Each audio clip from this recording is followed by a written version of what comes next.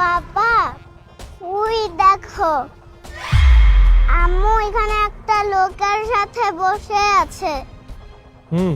তোমার আম্মুকেই তো দেখা যাচ্ছে। চলো তো দেখি তোমার আম্মু ওখানে কি করছে।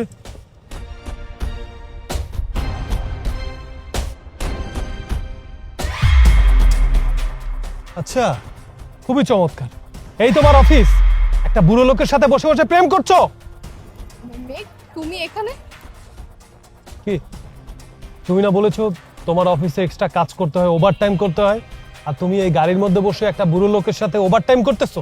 আরে বাবা, এত বাজে কথা বলতেছো কেন? তুমি তো ভুল বুঝতেছো। আমি বসের সাথে একটু মিটিং করতেছিলাম, তাই এখানে ছিলাম আর কি। শোনো, তোমার আর আমাকে কিছু বোঝাতে হবে না, আমি সবকিছু ভালো করে বুঝি। আমি এখনো ফিটার খাই না যে তুমি আমাকে উল্টাপাল্টা বোঝাবে। আর এই যে তোমার বাচ্চাটার দিকে দেখেছো, কত সুন্দর ফুটফুটে একটা বাচ্চা। এই বাচ্চাটাকে কোথায় তুমি নিয়ে একটু আদর করবা, তুমি একটু নিজে খেয়াল করবা, সেটা তো করো না। মায়ের আদর থেকে এই বাচ্চাটাকে বঞ্চিত করছো। আর এই যে আপনাকে বলছি, আপনি আপনি কি করে পারলেন আপনার মেয়ের বয়সী একটা মেয়ের সাথে এরকম নোংরামি করতে?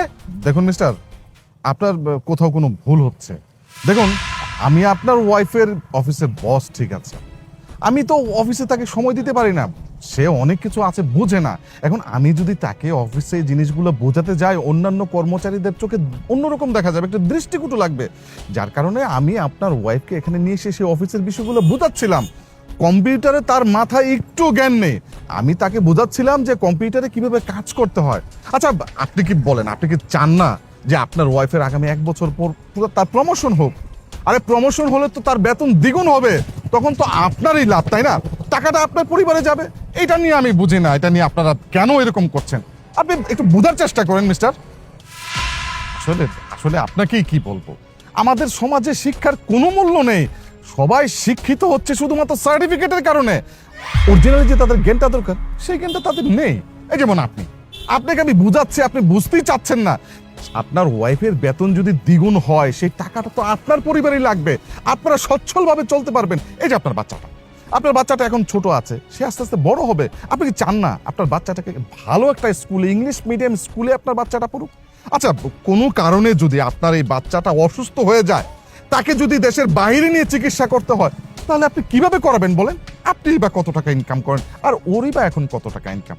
যদি ওর স্যালারিটা বাড়ে, তাহলে তো আপনাদেরই সুবিধা।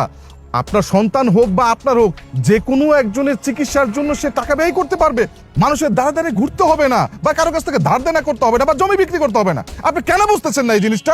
মা, তুমি অনেক পচা মেয়ে, তুমি আমাকে একটু ভালোবাসো না। আমার বাবা আমাকে অনেক ভালোবাসে। মা, আমার ভুল হয়ে গেছে। শোনো, আমি বুঝতে পারি নাই রে। আমি আমি আমি অনেক বড় অন্যায় করছি। আমি জানি আমি মা নামের কলঙ্ক।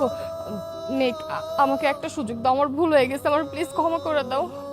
ছি ছি ছি, তুমি এটা কি করে পারলা এরকম একটা ফুটফুটে বাচ্চা রেখে?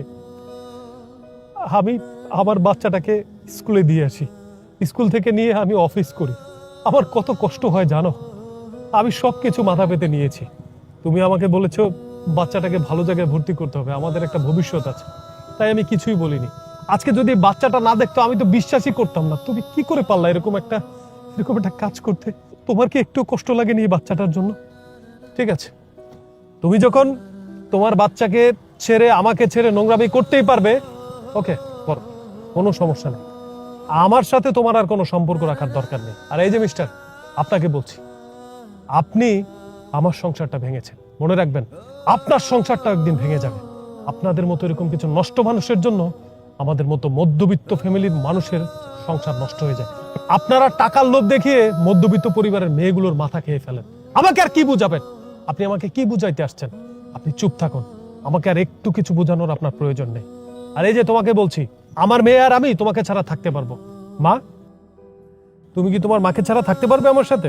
হ্যাঁ, আমার এরকম পচা মা দরকার নেই, আমার বাবা থাকলেই হবে। শুনেছো স্পষ্ট করে তোমার মেয়ে কি বলেছে? তোমার মেয়েও না পাষাণ হয়ে গিয়েছে আমার মতো, কষ্ট পেতে পেতে তুষের আগুনে জ্বলতে জ্বলতে আমরা ধ্বংস হয়ে গিয়েছি। আর শোনো, আমাদেরকে তুমি ধ্বংস করেছো না, মনে রেখো তোমরাও একদিন এই কষ্ট পাবে। অপেক্ষা করো, তোমার জীবনও নরক হয়ে যাবে। আমার মেয়ের কাছে আর আমার কাছে কখনো আসার চেষ্টা করবে না। গুড বাই, চলো মা।